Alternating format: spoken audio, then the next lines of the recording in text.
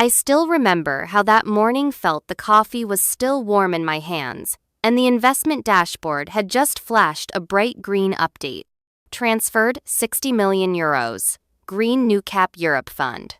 My name is Vanessa Kim, 39 years old, and I had just closed the biggest funding round in the history of Greencore, a renewable energy startup in Seattle I'd been with since the early days, when we had just 3 wooden desks and a handwritten whiteboard. I thought that day would be a celebration. I thought I'd hear a thank you. Instead, I walked into a full board meeting, where the CEO, someone I once called a friend, read a long-winded announcement about restructuring for global alignment. I was fired. No warning, no heads up, no chance to respond, just a cold line. We need a fresher, younger face that aligns better with international investor expectations. My replacement? Elliot Crane, 31, Manhattan native, MBA from Columbia. 0 field experience in renewable energy projects but very skilled in pitching decks and networking events. I sat still, clutching my bag handle, and said nothing. I looked around the table at the faces of those who once promised to go the long haul together, all of them avoiding my eyes. As I left the room, the CEO patted my shoulder and said, "Vanessa, no one denies your contributions, but this is business. Hope you understand." I didn't understand, but I nodded. Then I walked out of the building just as the Seattle rain began to fall. Standing under the awning, soaked blazer clinging to my skin, I thought, the company I built, the vision I led, the capital I raised, and now I'm discarded like a temp hire. No tears, no yelling, just a quiet vow deep inside. Next time I walk in, I won't be knocking. I'll be sitting on the other side of the table. That night, I walked alone along Lake Union. I didn't call anyone. I turned off every notification. Not because I was ashamed, but because I knew I'd break down the moment someone asked, "Are you okay?" Truth is, I wasn't. I had spent 7 years building Greencore from a PowerPoint idea into a company valued near $300 million. I had stayed in the office until 3 a.m. when the battery testing system failed. I had lost my voice after 4 straight days of pitching to investors. No one noticed when I coughed nonstop for 3 weeks from stress-induced bronchitis. No one remembered my birthday, except Siri on my phone. I used to believe dedication would protect me. Turns out, in the corporate world, hard work means nothing if you don't fit the image. A week after I left, no one reached out except Julia. Julia was Greencore's head accountant, and the only real friend I had there.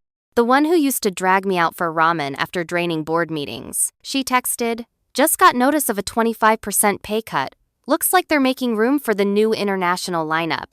I wasn't surprised, and I wasn't sad anymore. The shock had worn off. What came next was something sharper, clarity. I reviewed every project I had led. My name? Nowhere on the patents. Yet I had designed the original optimization solution for the smart solar grid. I started printing emails, drafts, original proposals, not to sue, not to complain, but to remind myself I wasn't disposable. I was the reason they even had a shot. And then I started moving quietly. No long posts, no cryptic quotes on LinkedIn, just midnight calls, files marked with red pen, notes scribbled in my old leather notebook, still stamped with the words, "Build different." My first call was to Brian Ortega, former head of legal at Greencore, now with a startup in Portland. I didn't say much, just asked, "Do you remember the 2018 employee agreement appendix? The one about microgrid IP ownership?" Brian paused, then exhaled. "You never signed the addendum. The first-gen design is still your personal property if you have the proof." "I do," I said, "and I need your guidance." Second call. Ava Jung, best friend from MIT, now coup at Helios Grid, a clean energy firm in Vancouver. She had once asked me to join her 2 years back. I said no because I was still building Greencore. This time, no apologies, just a question. If I had a platform that optimizes solar distribution based on real-time demand, would you invest?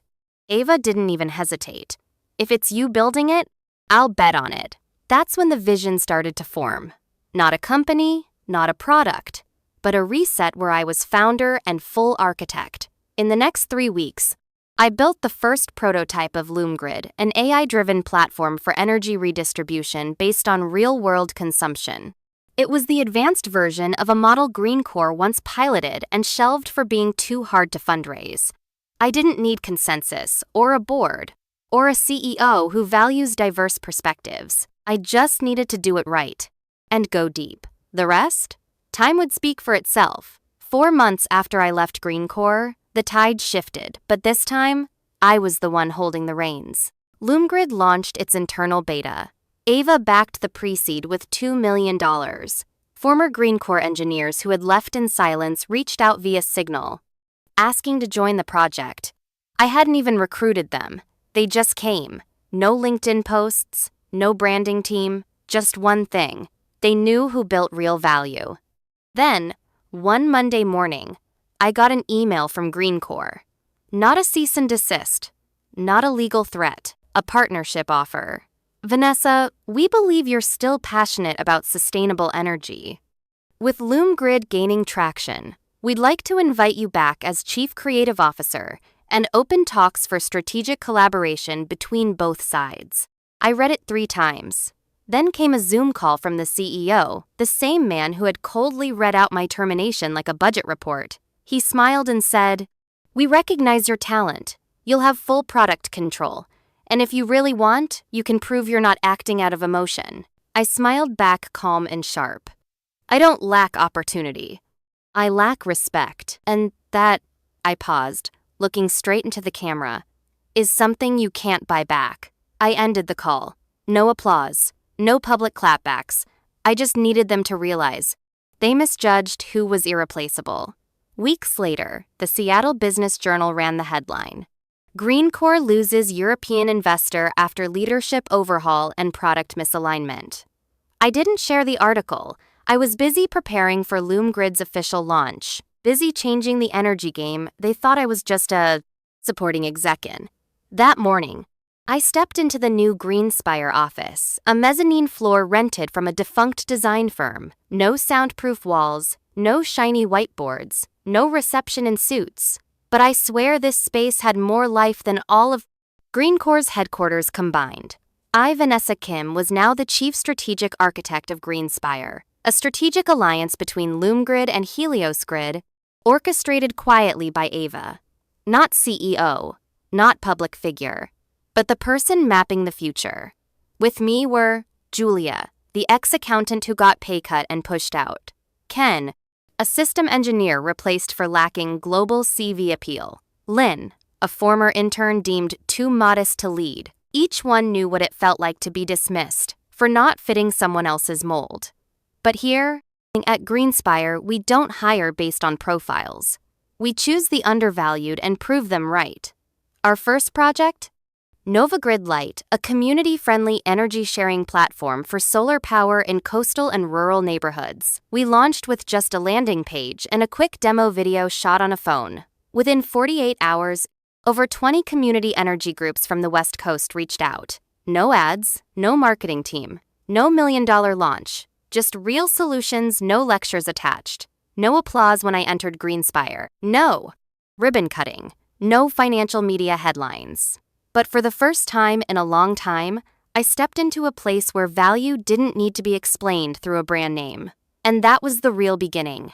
10 months since Greenspire's debut, and California's clean energy map looks entirely different. From a no-name player, Greenspire now holds nearly 1/4 of the residential market share, scaling faster than any competitor. Over 300 neighborhoods have adopted our system, and the numbers keep growing. We didn't chase the media, but the press found us.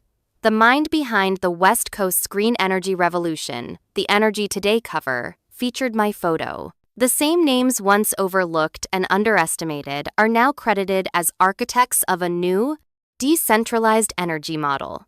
Meanwhile, Greencore, once claiming to shape the global energy future, is spinning in chaos. A San Diego startup filed a lawsuit over software IP tied directly to code my team wrote. A major investor from Norway pulled out, citing loss of original product vision. Their Nasdaq stock plummeted 3 days straight. Mass layoffs followed. I wasn't happy, but I wasn't surprised. While they were busy finding people who look global, we were solving real problems real people face every day. I sat in our now expanded office, watching the team plan our Nevada rollout.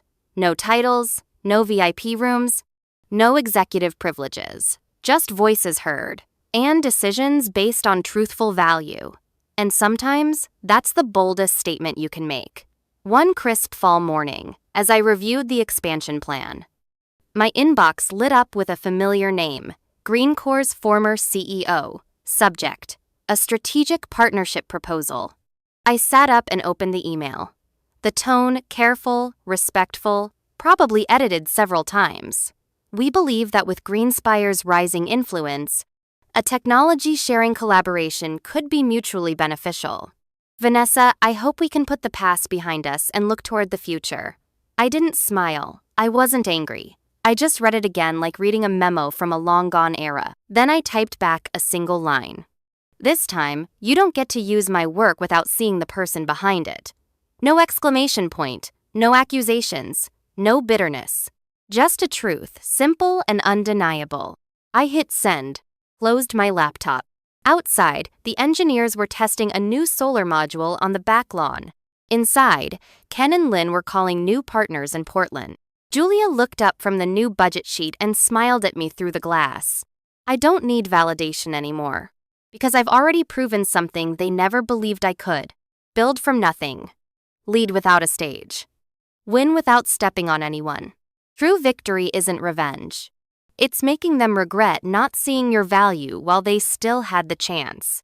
If you felt connected to Vanessa's journey, someone pushed aside, but who rose again by owning her worth, don't forget to like and subscribe to hear more stories like this. We're always here to remind you. You don't need approval to be valuable. You just need to never give up on yourself. Thanks for watching till the end. See you in the next story.